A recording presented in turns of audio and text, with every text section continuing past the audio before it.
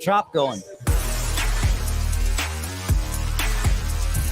You are listening to KC Sports Network, the #1 podcast network for today's Kansas City sports fans. With former players from your favorite teams, informed perspectives, and former insiders, this is the place for you. You can find us wherever you listen to podcasts or on our YouTube channel, all over social media, or our morning newsletter, KCSN Daily, dedicated to your Kansas City Chiefs. KC Sports Network is proudly presented by Emprise Bank, your partner in possible.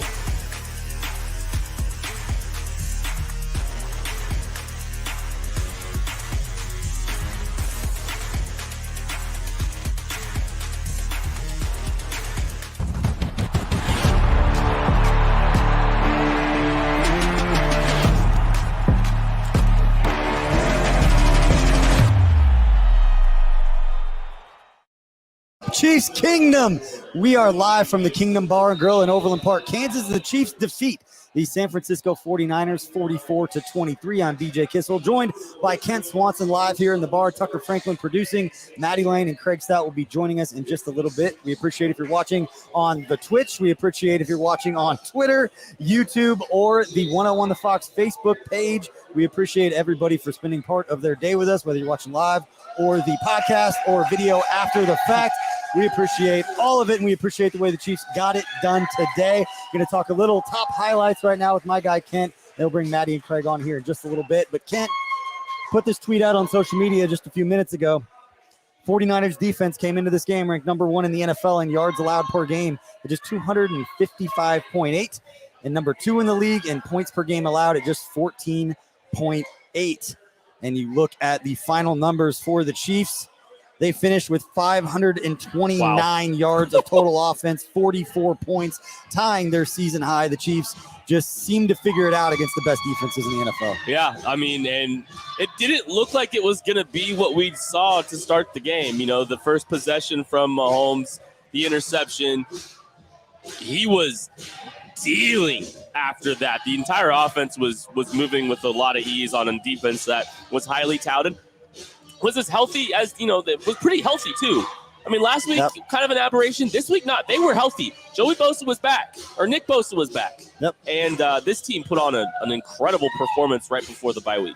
Yeah, and one of the things that we are going to talk about right now, and I'm sure Maddie and Craig will want to chip in on this as well, because it's been talked about a lot this year, but the Chiefs wide receivers outside of Travis Kelce stepping up, obviously McCole Hardman getting his 3 touchdowns, but a few of the biggest plays in this game when it was close and late in the third quarter, early in the fourth quarter, those back-to-back drives by the Chiefs, it was Juju Smith-Schuster, and then obviously Marquez Valdez-Scantling with that 3rd and 11, 57-yard reception, I think the longest reception of the Chiefs offense so far this season. Big time for those guys to step up and make plays. Yeah, the receivers kind of seem to be getting a little bit more and more comfortable as the years going on, and they were on the same page today. There's some stuff there I like that we'll talk about with Mahomes. I'm considering writing about it a little bit this week.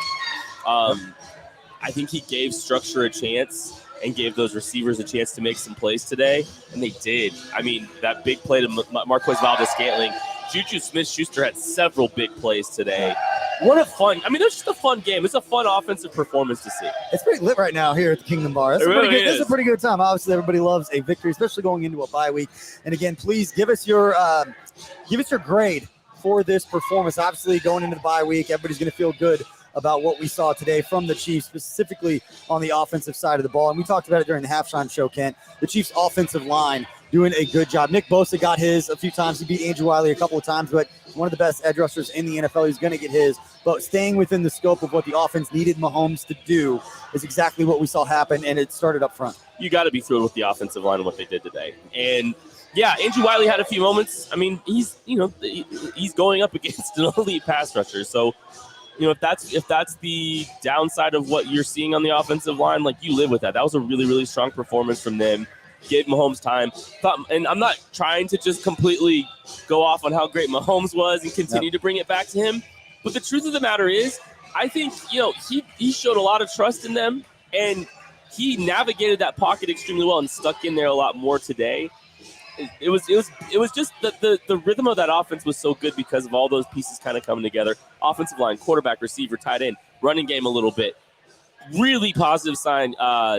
come in, I guess a very good defense. Like, this is a good defense still. Yeah, Mahomes finished 25 of 34 for 423 yards, 12.4 yards per attempt, 3 touchdowns, the 1 interception early. They talk about it. Chiefs get down 10-0 and then outscored them 44-13 after, I believe, the first quarter, at least the first couple of drives where Chiefs started off struggling. You don't even think about that, the way that this thing finished up. Now let's flip to the other side of the ball. Chiefs defense, 5 sacks on the day. Chris Jones leading the way with the 2 sacks. I know he had the strip sack towards the end of the game. Frank Clark chips in with a sack and a half and the safety as well. Yeah, no, I mean, and Steve Spagnuolo was dialing it up. He was trying to put a lot of pressure on Jimmy G throughout the day.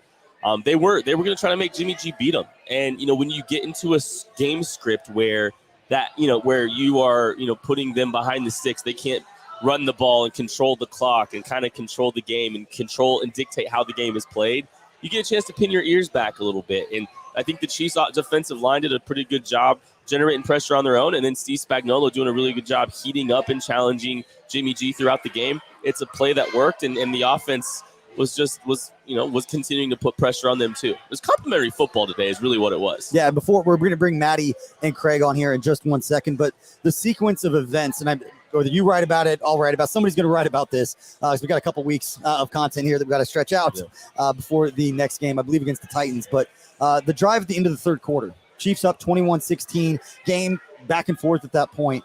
They had the third and one, Juju across the middle of the high throw, goes up, makes a fantastic catch. Huge play. Then you had the Andrew Wiley penalty, which put them way back against the sticks. 3rd and 20. They throw that little screen to Jerick McKinnon, runs it down, which ended up being the play of the game, in my opinion. Then Justin Watson beats man coverage on Jimmy Ward across the middle for the touchdown. That 3rd and 20 play changed everything for me in this game. I think it was, if you had to pick one play that was the biggest play of the game, that's it for me. The game script definitely changed a lot after that. The game period just kind of, that was kind of the backbreaker. That's probably a really good kind of game-changing moment. And play call was great.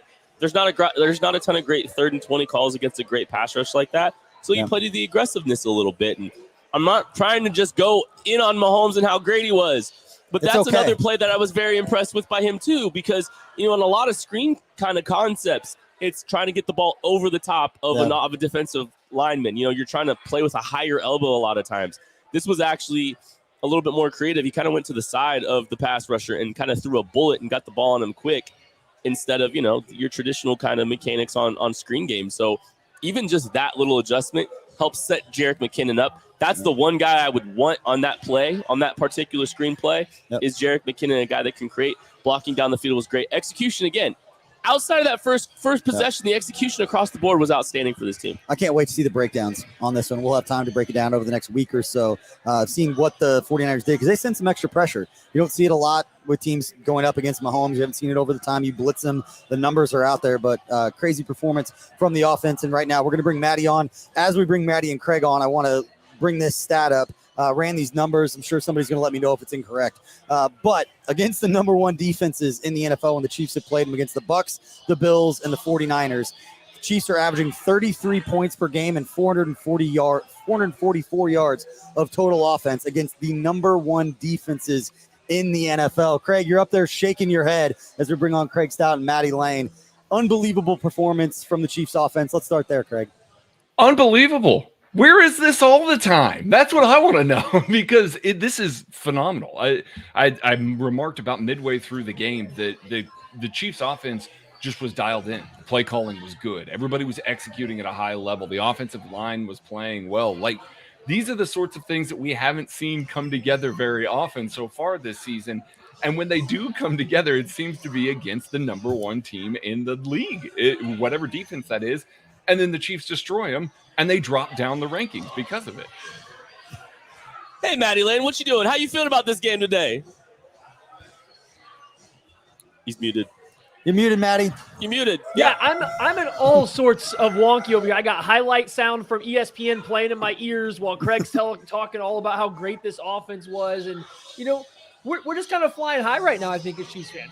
I think the biggest thing for me, just generally, this is a tight game back and forth that the Chiefs this year and the past couple years have really struggled to close out. This is the kind of game that they let linger deep into the fourth quarter, and they end up stalling out on offense and putting all the pressure on the defense and making everything, funnel that way.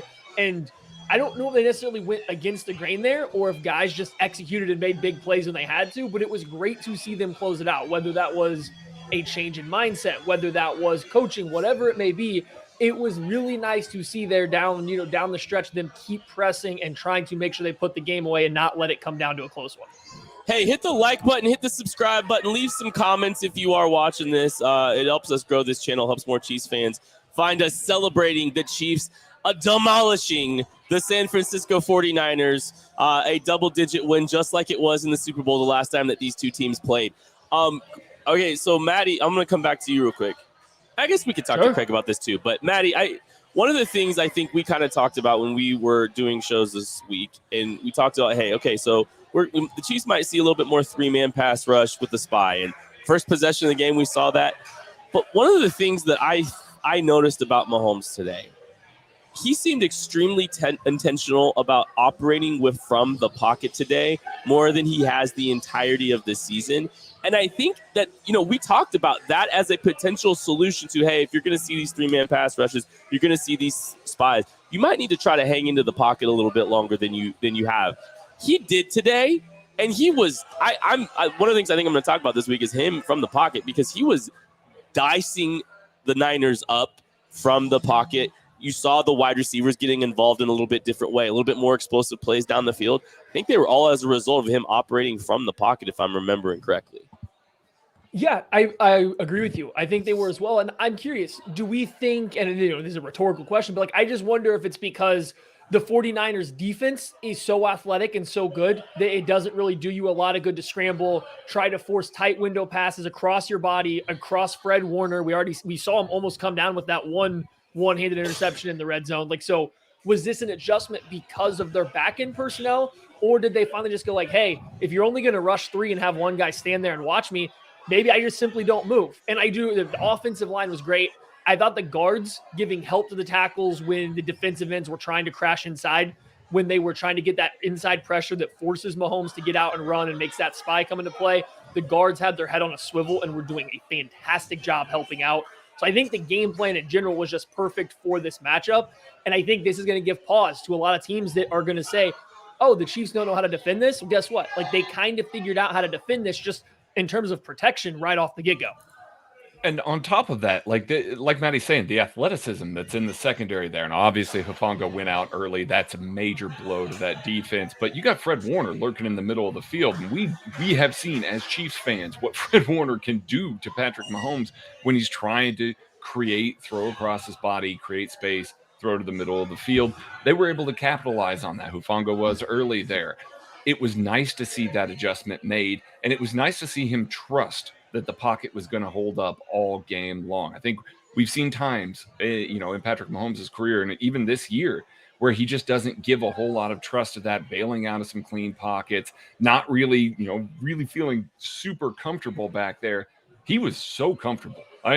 You would almost forget, other than that one sack, that Nick Bosa was playing in this game, because he was largely neutralized as you're going to get for a Nick Bosa. And he's obviously hurt a little bit, but this defensive line is very, very good for the San Francisco 49ers. Yeah. And the Chiefs really did a great job of shutting them down all day, offering chip help when they needed to, leaving that one extra guy in there, and trusting that Mahomes was going to stay in the pocket, that the receivers were going to get open, and they finally did against the man coverage, and they were able to really slice and dice up this 49ers defense. All right, so what was the most encouraging sign for the offense today for you guys? What was the thing that just gave you the most excitement, hope that you saw today? We'll start with you, Maddie. We kind of touched on both of it. I think figuring out how to protect against that particular style of pass rush, and I'm glad Craig brought up the other half of it, is throwing on time. Playing, learning how to beat man coverage by throwing these back shoulder throws on time, by working in the slants. They all of a sudden started incorporating all the stuff that is beating the things that had been slowing them down. Yeah, MVS and Juju weren't always wide open, but if you just put the ball away from where the defender's leveraging them, guess what? It's kind of easier for the big guy to make a catch, right? So seeing them do that, seeing them come out with a pass protection plan to beat the three-man plus a spy pass rush, I thought all of that was great. And then even getting McColl looking healthier, but on all the jet motion, getting him, I mean, that's kind of disappeared a little bit, not entirely, but a little bit from their game script. So all of a sudden, they brought back everything that you would have put down as things they need to do to beat man coverage defense, to beat this 3-man pass rush, and they did it all in one game. Like it's everything is essentially my answer here, but I mean, they just did it all together. Yeah, that was going to be mine as well. I mean, it's everything, and it's the usage of everybody that was most impressive. We finally saw MVS get loose downfield. Yep. I mean, Patrick Mahomes puts that ball just a little bit out in front of him. That's 6. MVS torched Charvarius Ward, and he did it again on another play. It wasn't just one. He did it multiple times this game. That's going to give defenses something to think about coming off of the Chiefs' bye.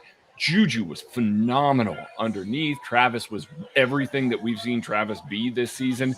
Pacheco was running hard, running through the tackles. The usage was great.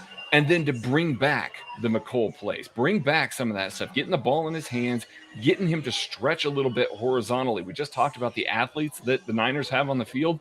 It's still hard for a linebacker to be able to run with a guy as fast as McCole Hardman, and they were able to get those looks, get those matchups. As part of the reason why he had 3 touchdowns, because they got advantageous stuff, and they knew how to use these guys in those moments. It just felt like they finally took all of the elements and put them right in the right spots and used them appropriately. And then on top of that, everybody played awesome when they were in those moments. So going back to one of the McColl runs, you see how difficult some of those jets can be. The slow motion look from Nick Bosa, he had no clue. That's one of the best defensive ends in football, and he's just out leveraged immediately with the speed to the edge. It was a great play, Maddie. You looked camping. Yeah. Tony Romo better watch out. Greg Olson's coming for him. Greg Olson had some great insights coming out there, and like he highlighting Noah Gray, and not for even a block on that play, but the way he sets his feet and how he takes his first drop step with that left foot to make it look like he's coming for Bosa on a down block, that got Bosa's eyes over on him instead of the ball, and that's why he never saw the handoff. Like, he was in a decent position, he just never saw the ball because he had to go take a peek at Noah Gray. So just Greg Olson, big shout out, because he is nipping on Tony Romo's heels for the guy providing just the most insight, I think, to the game right now. I think you know what's the best way to slow down an elite defensive end?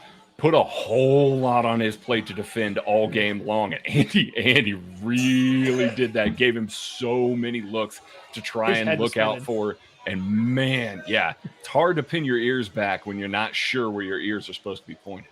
One of the other things Greg Olson talked about, the setting up the 3rd and 20 screenplay to Jerick McKinnon with the chip for the entirety of the game. That's true too. Okay, let's flip to the defensive side of the ball. I don't know. Fair, I guess.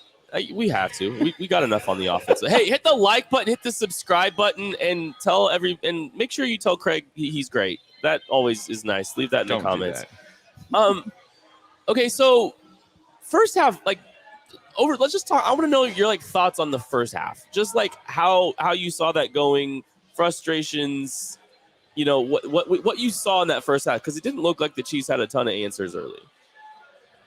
Oh, how about it, Craig? How about it? Okay. The Chiefs are still terrible when they're in their base defense and defending heavy, especially when it's against the I formation. The Chiefs on the day for the entire game gave up 7.8 yards per play out of the base defense. That's outrageous. You shouldn't ever see that. And what's worse, 7.3 yards per play against the run out of their base defense. That's obscene. You're putting those guys on the field because that's your run stuffing lineup. That's what you want to line up. You want to be able to defend that guy. Yes, Kyle Shanahan has some really sexy run packages, and he's able to try and put guys in wrong positions and everything like that. You're going to get caught out every once in a while. And sure, they weren't expecting Christian McCaffrey to be playing as much as he was. I can imagine how difficult that is to try and defend. But on top of that, you got to be able to fill gaps. You got to be able to take guys down, make tackles, and they were not winning up front with the defensive line in the first half, and they were not playing well with the linebackers in the first half. It was brutal to try and watch those guys fit the run out of the base defense this week. All right, that's enough of that, Craig. Can we talk about Frank Clark now? Can we talk about Frank Clark right now? Let's do it. Let's go. Safety, are you kidding me? Frank was awesome. Listen, I'll tell you what. Everybody wants the Chiefs to go out and trade for a defensive end. I'm fine with it. Don't get me wrong. Frank Clark has been heating up over the past 4 weeks in a big bad way, and not just in the me sitting there watching the game and being like, "Hey, Frank had a pretty good game." A box score may not show it. Frank had a pretty good game. The box score is showing it. He has been outrageously good. Him beating Trent Williams with speed around the edge for a safety. I mean, come on, man. Like, that was a thing of beauty. That's a high-quality sack. He is really heating up. It is great to see because Chris Jones has been playing awesome all year long. You get another piece that can win that quickly and that soundly against a top 1 NFL left tackle. Man, you got to love that. Yeah, so Frank Clark has been great. I think we're used to as fans kind of maybe not being necessarily down on Frank Clark, but he hasn't lived up to the contract, so we don't want to talk about when he's good or when he's not.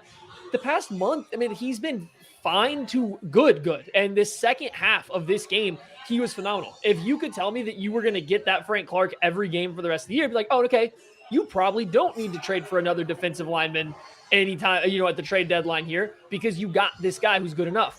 It's the consistency, I think, that is the issue, though, because in the first half, the 49ers were running the ball, as Craig pointed out. Yeah. It's harder to pin your ears back. But Frank Clark, Chris Jones, you maybe can pick out 1 or 2 good plays from that first half, and they just weren't there, and the defense was struggling. Second half, the game script gets a little easier for them, but all of a sudden they're making all these plays. It's just a lack of consistency.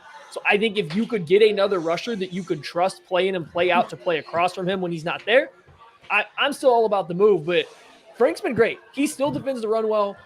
I like that his snap count seems to be going down. He's not being asked to play as much, and it seems to be helping the efficiency. He seems to be playing stronger late into games. It's like, hey, I'm all about this Frank Clark. I hope that he can keep playing like this the rest of the year. It's just we've already seen one game so far that he had to leave in the middle of because he was ill. And like you just never know when that's going to come up again.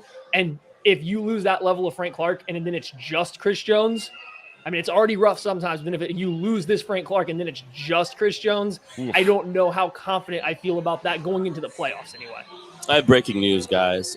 Willie Gay is carrying a boombox around the locker room in celebration right now. The least surprising player to do that, I think. Yeah, it's like a really lit neon, like literally lit. It's like neon, and it's pretty cool. I want to have something. You got something, Tuck? All right, let's go to Tucker. He's got some news for us. Tuck Cam. Well, Tuck Cam's not up right now. I've got a good stat from our friends James Palmer. Patrick Mahomes versus the number 1 defense in the NFL. You guys seen this? You guys heard this? Well, James needs to make up for his tweet this morning, so let's hear it. That's true. 25 for 34, 423 yards, 3 touchdowns, interception, and a 132.4 rating. Pretty good. How was he in the fourth quarter? Oh, wait, he wasn't having to play much in the fourth quarter. Weird.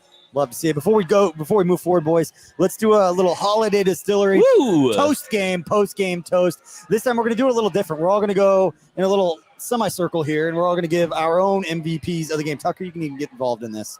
We don't have a Tuck Cam, but we don't got a drink over there. All right, I'm going to go with Frank Clark. We just got done talking about it. Hey, listen, real bird expert, or real bird lawyer, whatever his name is on Twitter.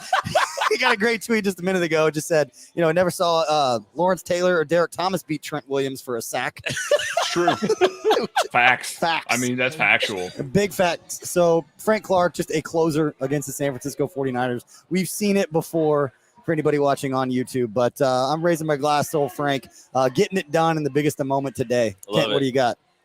Give me Joshua Williams for a clutch goal line interception after Sky Moore fumbles the punt or late in the first half. And I can't wait to find out what game Trent McDuffie has his goal line interception, because that's all Chiefs rookies do is just pick off balls at the goal line. I think I heard a stat from from Tucker earlier today. The only 2 interceptions the Chiefs have are goal line interceptions by rookie cornerbacks. By day 3 rookie cornerbacks. I was going to say day 3 rookies, too. Thornhill got one at the end. Oh, that's true. Yeah, he did. Another one. Joshua Williams also broke up 3 other passes in the game, too. Joshua Williams, because he's I know he kind of got posterized last week, but I don't think he hasn't been playing that bad, though, I don't think. I'm here for Spag, just sending the house cover 0 in the red zone all the time. So, I'm just here for this. So Joshua Williams is my toast game. Maddie, toast game, your turn.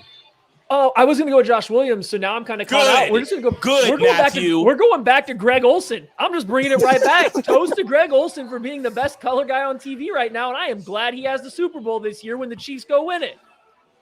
Love it. Really, it is unbelievable to me that the defensive guy, gets all the way to the end here, and no offensive players have been taken in this. I was going to take L'Jarius Sneed for a phenomenal game, but, man, McCole Hardman. Just 3 tutties. I mean, yeah, man. You toast to you, buddy. You killed it today. Tucker?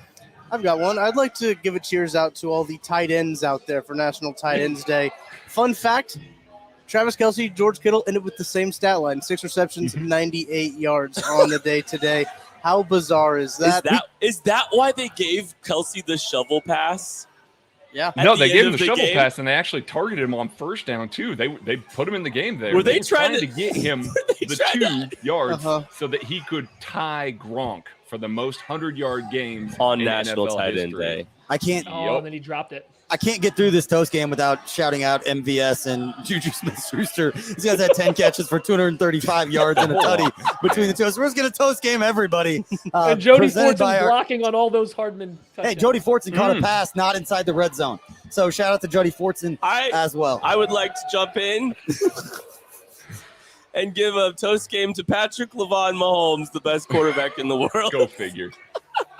Sure, we can figure out some more if we sit here long enough, but we appreciate our friends up at Holiday Distillery and the new Ben Holiday Bottle and Bonded Bourbon. If you're hanging out in Kansas City, you got a bye week, you got an extra Friday, Saturday, you want to find something fun to do, go up to the distillery, take a tour, hang out. It's a great place. They got live music all the time. It's a great place to hang out. Been up there several times and we'll continue to go up there, especially as we have this beautiful bonfire type weather right now in Kansas City. It's been beautiful here over the last couple of weeks. But guys, let's talk a little bit about moving forward. Chiefs next couple of games, they got, I believe, the Titans up next. Got some winnable games compared to the schedule that they just had.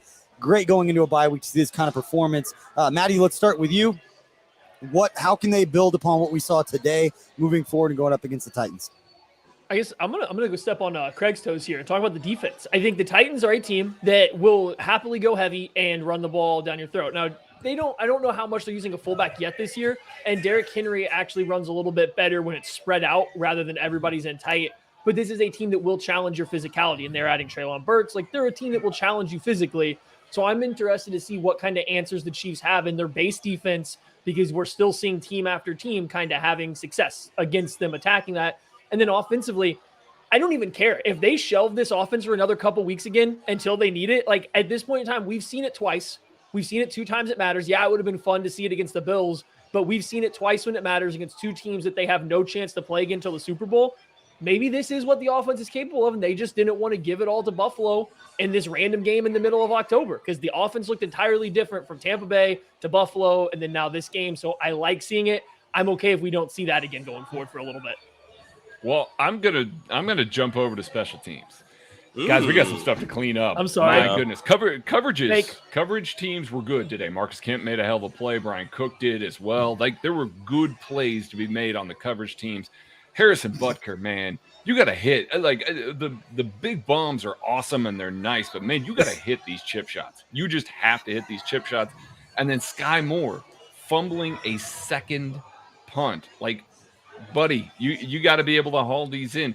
You are third punt. Thank you, Maddie. They're just not good enough right now. And there was a point in the early parts of this game where I think all of us were sitting around going, oh, hell, here come the Colts game again. Like, you're looking at the teams and going, man, this feels like the Colts, because special teams might end up doing this. Defense steps up big. We know the offense and defense. We've seen it enough this year. Can play good situational football, and the offense can certainly play good all the time football.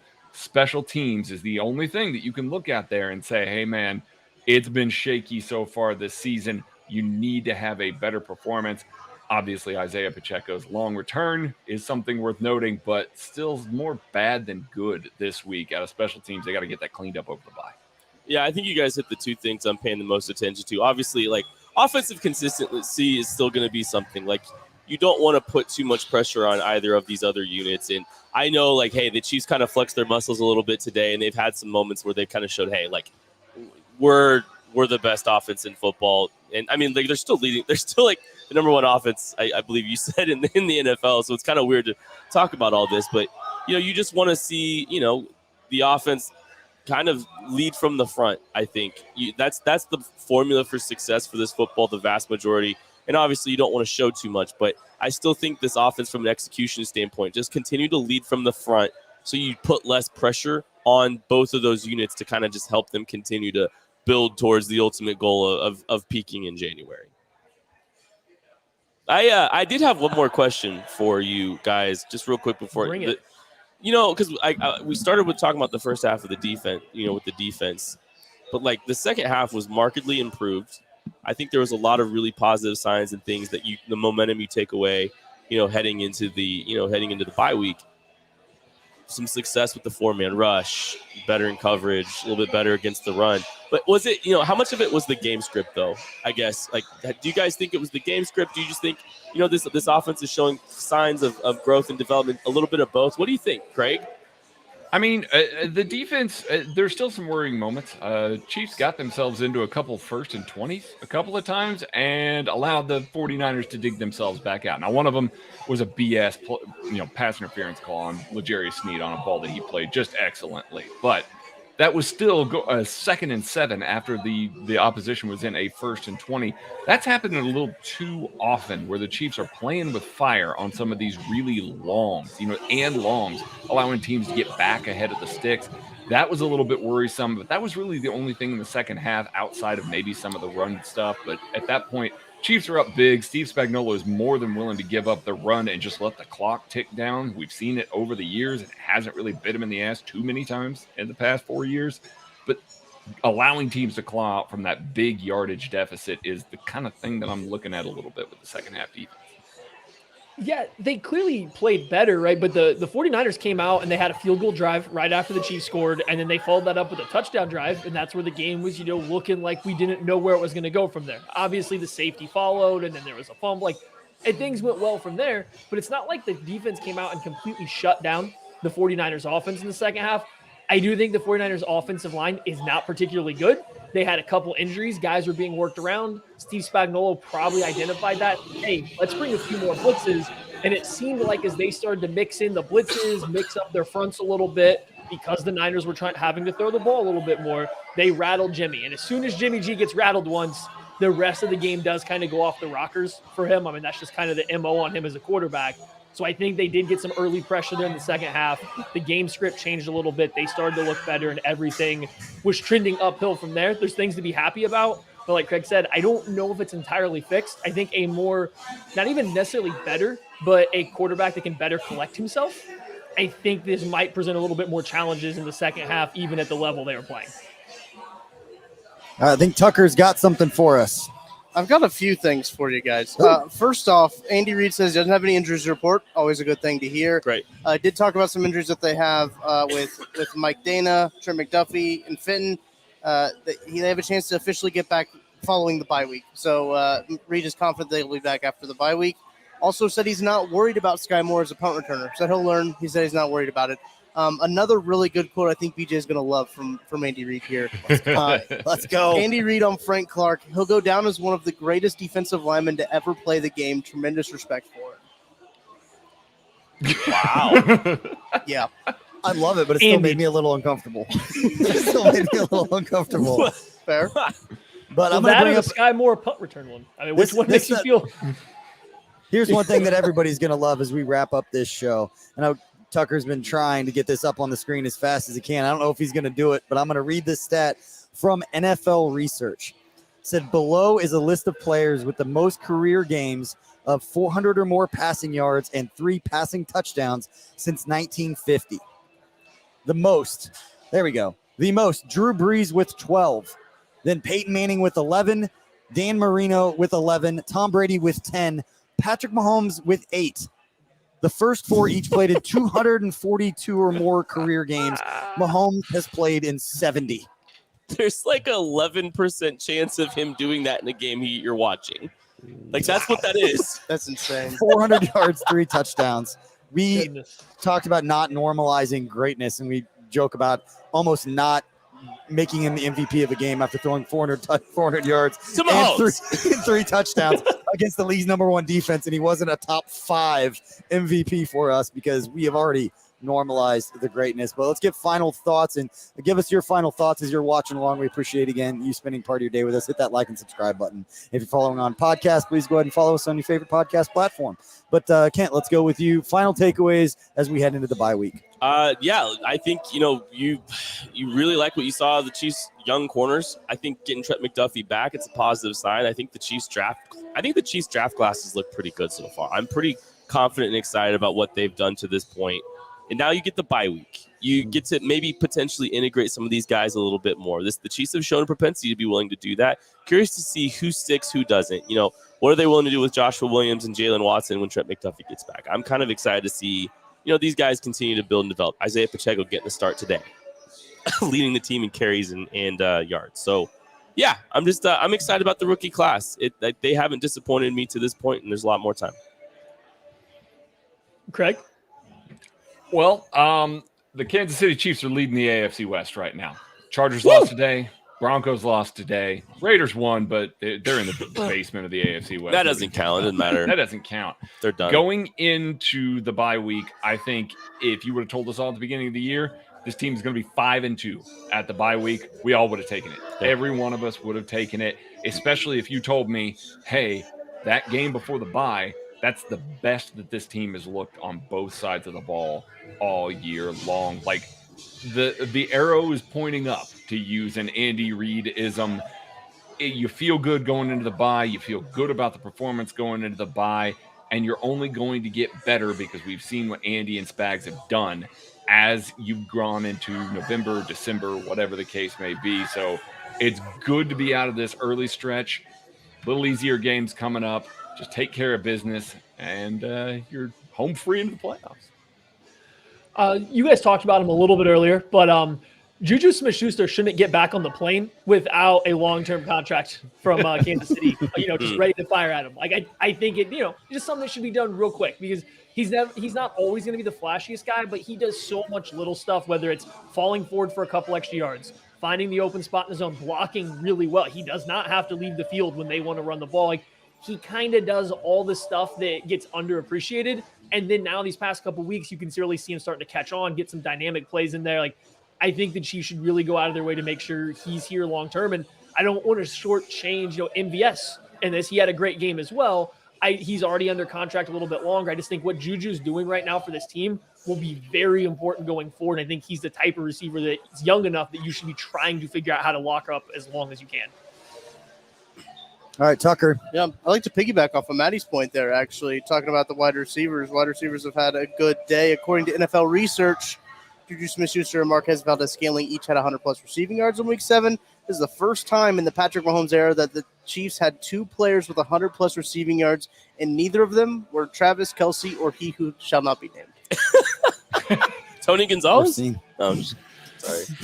All right, well, we appreciate everybody for tuning in as the Chiefs head into the bye week with a 5-2 record, leading the AFC West. Next time you see the Chiefs on the field, it will be Sunday night football prime time at Arrowhead Stadium against the Tennessee Titans. And then they've got the Jags, and they're at the Chargers, which is going to be a big game as it plays out for the AFC West. But we appreciate everybody for spending part of your night with us or part of your day if you're watching after the fact.